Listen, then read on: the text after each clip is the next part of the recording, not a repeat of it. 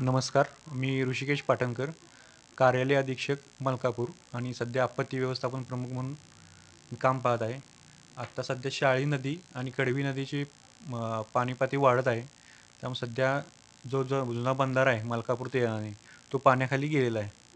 आणि सध्या सोमवार पेठ, गुरुवार पेठ आणि शिवाजी स्टेडियम परिसरात पाणी वाढत आहे आणि तिथल्या नागरिकांनी सध्या तर काळजी घेतली पाहिजे.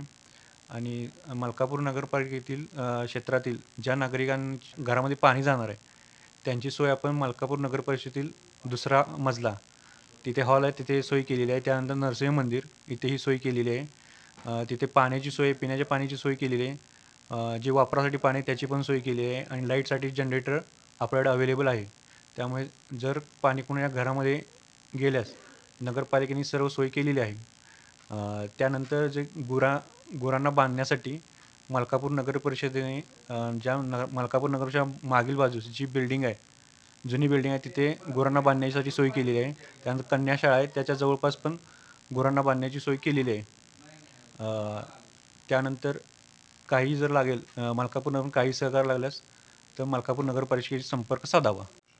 नगरपालिकेने दिलेल्या सूचनांचे पालन सर्व नागरिकांनी करावे.